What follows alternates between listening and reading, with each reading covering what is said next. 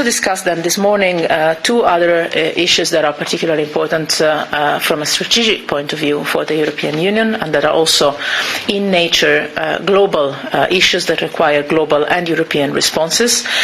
First of all, the issue of climate change. I think the European Union has been among the first identifying climate change as a security threat, a security challenge, a security threat multipliers for sure. And we have gone through the different connections, direct and indirect links between climate change and defence and security issues. In particular, we have highlighted also this we've discussed together with the UN and NATO, because we are looking for synergies also in this field, and we do want to avoid duplication of thinking and reflections in this field. We can put together many of the work strands that we are developing in the EU, NATO and the UN on the links between security and defence and climate change.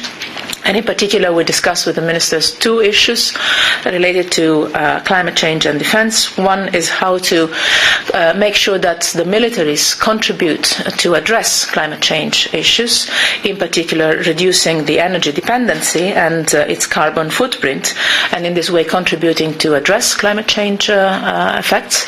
And that can also be helpful in terms of effectiveness and efficiency of operations on the ground.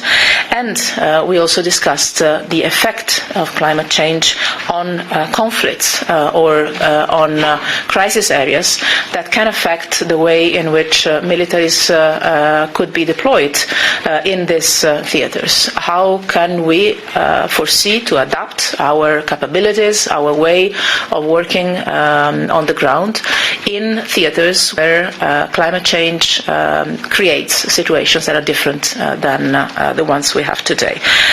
You can already see the connection present very clearly in some areas. I think of the Sahel, for instance, or other areas where the military is deployed, being them UN, NATO, EU, or national militaries, have to face a situation on the ground that is evolving in terms of climate change conditions. So we need to adapt our capacity to operate in these theatres. Last but not least, we had a very good discussion on maritime security, one of the fundamental strategic interests for the European Union, both in terms of security but also in terms of economic and trade perspectives. We are seeing a growing threat to freedom and security of navigation. Maritime security is currently challenged by growing geostrategic rivalries, by still piracy activities, even if we've contributed enormously to downsize piracy activities, especially off the Horn of Africa, but also organized crime.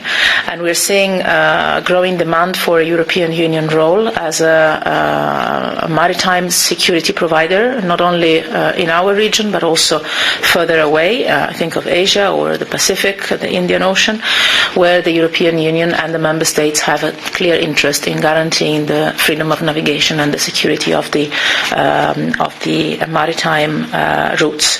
So we have always worked in this respect. The European Union has deployed over years two naval military operations in key strategic areas.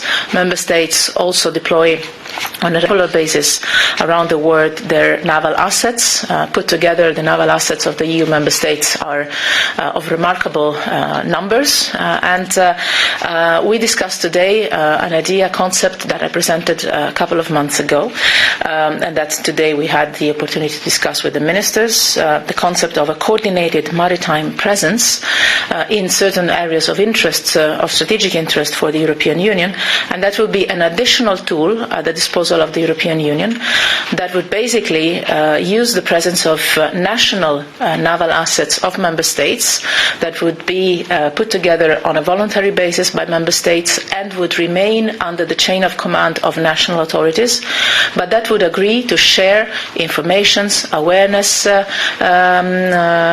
analysis, and also would promote together international cooperation at sea and partnership with coastal countries of the areas concerned.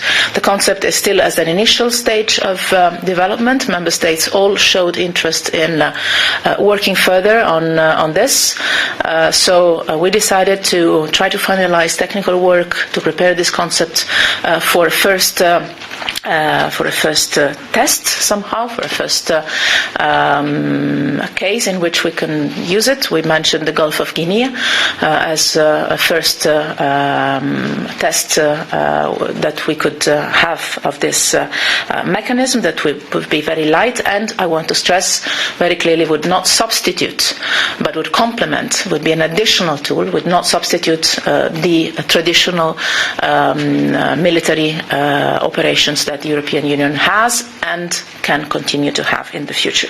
Sorry I was very long, but I think this reflects the number of issues and the good quality of discussion we've had. And again, thank you again, Antti, for your excellent cooperation in preparing this ministerial, and also the excellent Finnish tradition of keeping short in time, something that apparently you didn't manage to transmit to me, but I will do my best to improve.